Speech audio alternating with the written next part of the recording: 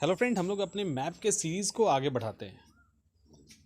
दक्षिण अमेरिका हो गया था, नॉर्थ अमेरिका हो गया था और ऑस्ट्रेलिया हो गया था। आज अफ्रीका को देखेंगे। आपके सामने ये अफ्रीका का मैप है। इसके अंदर इंपॉर्टेंट जो भी कंटेंट होगा उसको हम लोग क्लियर करेंगे। मैक्सिमम क्वेश्चन कवर हो जाएगा यहाँ से और मैप पे भी क्लियर होगा। आप मैप जब पलट के देखोगे बहुत आसानी से चीज़ें आप ढूंढ लेंगे। चलिए स्टार्ट करते हैं। सबसे पहले ये जो अफ्रीका कॉन्टिनेंट आपको दिख रहा है, इस अफ्रीका की खासियत है कि यहाँ पे तो इसको सबसे पहले आपको पता है कि इसको अंध महाद्वीप कहते हैं। क्यों कहते हैं? क्योंकि यहाँ अभी बहुत पिछड़ापन है और आर्थिक, सामाजिक, सांस्कृतिक, एजुकेशन, इंडस्ट्री ऐसे हैं जहाँ पे माना जाता है कि कुछ ऐसे देश हैं, चाड, बुरुंडी, ये सब, जहाँ पे डेवलपमेंट स्टार्ट भी नहीं हुआ है, यानी विकासशील अवस्था में भी नहीं पहुँचे हैं। तो यूरोपीय जब यहाँ पे आए तो यहाँ के लोग तो अधिकांश काले हुआ करते थे, तो इसी कारण उनको ये अंध महाद्वीप, काले लोग ऐसे कह के चिढ़ाना शुरू कर दिए और धीरे धीरे ये अंध महाद्वीप के नाम से जाना जाने लगा। अगर महाद्वीपों की बात करें तो ये सेकेंड लार्जेस्ट है एशिया के बाद। एशिया के बाद सेकेंड लार्जेस्ट है और ये प्राचीन गोंडवाना लैंड का हिस्सा है। ये थोड़ा बहुत हुआ और अफ्रीका ही वो महाद्वीप है जिसके बारे में कहा जाता है कि यहाँ इंसानों का जन्म सबसे पहले हुआ। मानव सभ्यता की जन्मभूमि कही जाती है। इसी के यहीं से इंसान अलग अलग जगह डिस्पर्स हुए थे। इसके अलावा एकमात्र महाद्वीप, महादेश इसलिए भी कहते हैं क्योंकि यहाँ पे भूमध्य रेखा 0 डिग्री, उसके बाद भूमध्य रेखा, मकर रेखा और मकर रेखा के बाद यहाँ पे कर्क रेखा, ये तीनों यहाँ से गुजरती। इसके अलावा यहाँ से 0 डिग्री भी गुजरती है। तो जो सारी रेखाएं हैं वो यहाँ से होके गुजरती है। यहाँ पे आपको एक जगह दिखेगा, वो है लीबिया। ये लीबिया है और इस लीबिया में एक अल अजीजिया नामक जगह है। इस लीबिया में अल अजीजिया है और ये वो जगह है जहाँ पे 1922 में पृथ्वी का सबसे मैक्सिमम टेम्परेचर रिकॉर्ड किया गया था, अल अजीजिया, जो लीबिया में स्थित है। टोटल अगर कंट्रीज़ की बात करें तो यहाँ पे टोटल 54 कंट्री। एक चीज़ ध्यान रखिएगा, कुछ लोगों के दिमाग में, क्योंकि पढ़ाता हूँ तो आते रहते हैं, कुछ लोगों को लगता है कि ये जो अफ्रीका है ये पूरा का पूरा अफ्रीका है। इसके साउथ वाले भाग को दक्षिण अफ्रीका, उत्तरी को, ऊपर वाले को उत्तरी अफ्रीका, ऐसा कहते हैं। बट ऐसा नहीं है। साउथ अफ्रीका एक अलग से कंट्री है। यहाँ पे देखिए एक अलग कंट्री है। यहाँ पर भी हम आएंगे जब हम आपको लेसेथो और स्वाजीलैंड दिखाएंगे। ये आप देख रहे हो, इसको थोड़ा सा और बड़ा करते हैं, देखिए बिल्कुल क्लियर दिख रहा है। ये लेसेथो कंट्री है, लैंड लॉक्ड है, अफ्रीका के अंदर है। ये स्वाजीलैंड है, ये भी अफ्रीका के अंदर है। मोजाम्बिक के साथ स्वाजीलैंड की सीमा मिलती है। तो जो छोटे छोटे कंट्री हैं इसके अंदर, और दोनों लैंड लॉक्ड हैं। ठीक है, चलिए फिर देखते हैं आगे। इसके अंदर सबसे बड़ी, अगर एरिया वाइज, क्षेत्रफल वाइज बात करें तो सबसे बड़ा अल्जीरिया है और सबसे छोटा, अल्जीरिया कहाँ पे, ये देख लो अल्जीरिया, और सबसे छोटा जो है वो सेशल्स है। तो ये दो हैं अफ्रीका के अंदर 54 देशों में। सब अगर पॉपुलेशन वाइज बात करें तो नाइजीरिया सबसे ज़्यादा वहाँ पे पॉपुलेशन है। यहाँ पे इस्लाम की पॉपुलेशन 52% है, तो सबसे ज़्यादा इस्लाम यहाँ पे रहते हैं। उसके अलावा ईसाई के भी यहाँ पे हैं। अगर इसकी बाउंड्री को देखा जाए तो हम लोग फिजिकल ज्योग्राफी के अंदर देखते हैं। अगर आप इसकी बाउंड्री को देखेंगे तो यहाँ पे आपको एशिया भी नज़र आएगा, ये एशिया है, और इधर ऊपर में यूरोप है। तो इसको आप यहाँ से देख सकते हैं, जैसे ये सुएज़ नहर है। सुएज़ नहर डिवाइड कर रही है एशिया से और मिस्र से होके गुजरती है। इसके अलावा भूमध्य सागर, ये मेडिटेरियन सी है, यहाँ पे मेडिटेरियन सी जिसको भूमध्य सागर कहते हैं, और ये लाल सागर, इन दोनों को ये मिलाती है। सुएज नहर इन दोनों को मिलाती है, भूमध्य सागर और लाल सागर। ठीक है, इनको जोड़ती है और एशिया से अफ्रीका को अलग करती है। यहाँ पे दो और फैक्ट है, उसको हम लोग पॉलिटिकल मैप पे देखते हैं। आप लोग बार बार सुनते होंगे कि बार बार कहते हो कि हॉर्न ऑफ अफ्रीका किसको कहते हैं। आप लोग ने पढ़ा भी होगा, इथोपिया, सोमालिया और जिबूती। देखो ये हॉर्न ऑफ अफ्रीका दिखता कैसे है, ये देखिए सिंह जैसा दिखता है। अब समझ में आ रहा होगा, कुछ सिंह जैसा दिखता है। ये इथोपिया है, ये सोमालिया है, और कहाँ गया, क्या लिखा हुआ है,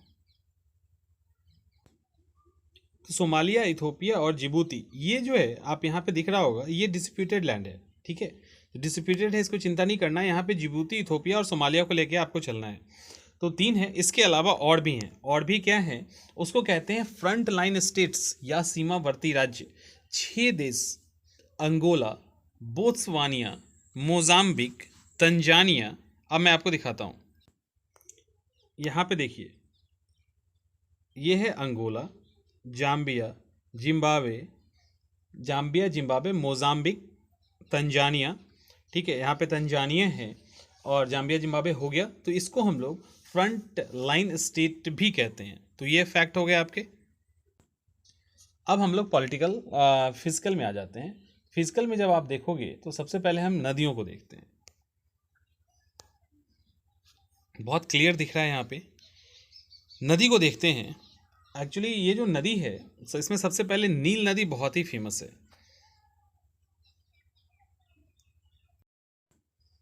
चलिए नील नदी को हम लोग एक बार देखते हैं। ये आपके सामने मैप है नील नदी का, और ये यहीं पे नहीं रुकती है, ये आगे आ जाती है और ये चली आती है यहाँ तक, ठीक है। यानी यहाँ से ये नील नदी निकलती है और ये जो जगह आपको दिख रहा है, इसको हम लोग विक्टोरिया झील कहते हैं, ठीक है। और ये जो है कीनिया, युगांडा और तंजानिया, ये दिख रहा है तंजानिया, कीनिया और युगांडा, इसके सीमा पर है। पॉलिटिकल मैप में मैं दिखाता हूँ आपको। यहाँ देखिए, यहाँ आपको दिखेगा, यहाँ क्लियर नहीं है, यहाँ पे कंफ्यूजन हो जाएगा क्योंकि यहाँ पे दिया हुआ नहीं है। फिजिकल मैप में ही देखते हैं। ये यहाँ पे विक्टोरिया झील है। तो यहाँ से क्या होता है, नाइल नदी निकलती है और ये जो नील नदी निकलती है, दुनिया की सबसे लंबी नदी है। अमेज़न जो है वो वॉल्यूम वाइज है, ये सबसे लेंथ वाइज सबसे लंबी नदी है। मिस्र से होके गुजरती है और विक्टोरिया झील से निकलती है और कहाँ गिरती है ये देख लो, निकल के कहाँ जा रही है, यहाँ पे गिर जाती है। इस नदी पर मिस्र का जो काहिरा कहाँ पे है, यहाँ पर है काहिरा, ठीक है, वो इसके पे बसा सबसे बड़ा शहर है। इसमें नीली नील नदी, उजली यानी श्वेत नील नदी इसकी सहायक नदी है। इसके अलावा इसमें बांध भी बना हुआ है, यहाँ पर एक असवान बांध बना हुआ है, उसके अलावा ओबन बांध भी इस पे बना हुआ है। तो इस तरह से फैक्ट नील नदी से रिलेटेड आपसे पूछा जाता है, तो आप आराम से कर लेंगे। उसके अलावा भी यहाँ पे और भी नदियाँ दिखेंगी, यहीं पे देखते हैं हम लोग। सबसे पहले इसको आप देख लो, ये कांगो, जिसको कांगो जायरे भी कहते हैं, रिपब्लिक कांगो से होके ये गुजरती है, ठीक है। कांगो जायरे 0 डिग्री, यहाँ से एक 0 डिग्री गुजरती है। इस 0 डिग्री को कांगो जायरे 2 बार काटती है, यानी एक बार तो ऐसे काटी, 0 डिग्री गुजरी, एक बार तो यहाँ काटी और दोबारा यहाँ काटी, ठीक है। तो 2 बार ये कांगो जायरे नदी है, ये काटती है। इसके अलावा जाम्बेजी, ऑरेंज अलग अलग नदियाँ हैं। उसके अलावा यहाँ पे एक आपको नाइजर नदी भी मिलेगी। नाइजर नदी को हम लोग तेल की नदी भी कहते हैं, ठीक है, पाम ऑयल भी कहते हैं। यहाँ पे नाइजर के पास आपको नाइजर नदी देखने को मिल जाएगी।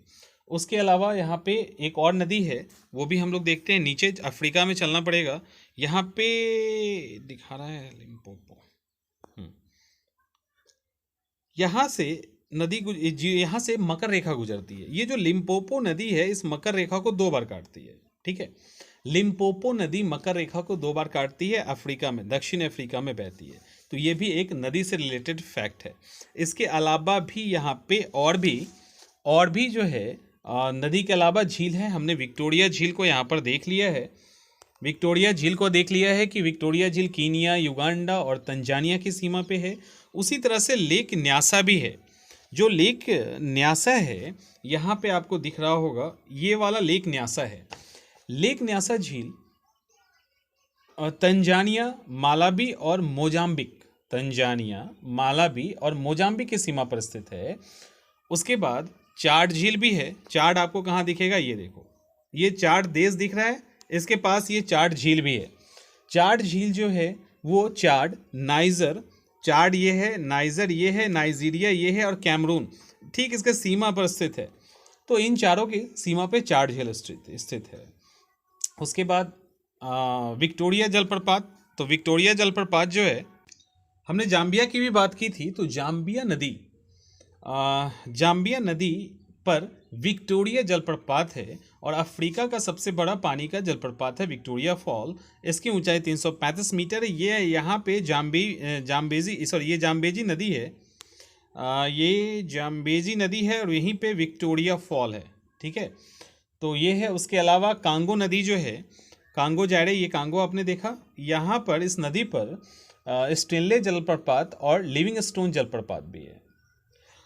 इसके अलावा यहाँ पे हमने सुएज नहर की भी बात की थी। तो सुएज नहर के बारे में एक फैक्ट ये है कि 1869 में ये बना था, 168 किलोमीटर है। और सुएज नहर का राष्ट्रीयकरण 1956 में, 1869 में बना, राष्ट्रीयकरण 1956 में किया। इसके साउथ में यानी यहाँ पे पोर्ट सुएज है और उत्तर में पोर्ट सईद है। ठीक है, और लाल सागर और मेडिटेरियन सी को ये मिलाती है। तो ये फैक्ट हो गया। इसके अलावा भी फैक्ट अभी हैं, ख़त्म नहीं हुआ है। फैक्ट ये है कि पर्वत पठार से रिलेटेड हम लोग देखते हैं। किलिमंजारो पर्वत जरूरी है। किलिमंजारो सबसे ऊंचा पर्वत शिखर है और ये 5895 मीटर ऊंचाई है समुद्र तल से। तंजानिया और कीनिया की सीमा पर है। ये जो कीनिया है, आपको यहाँ मैं दिखाता हूँ, तंजानिया यहाँ है, कीनिया यहाँ पे है, तो यहाँ पर ये है। ठीक है, इस सीमा पर स्थित है किलिमंजारो। इसके अलावा जिसका इंतजार होगा वो है एटलस पर्वत, यहाँ पे है एटलस। ठीक है, ये जो एटलस है वो 2500 किलोमीटर लंबी श्रृंखला है। इसके बारे में कुछ फैक्ट्स मैं आपको पहले बता दूं।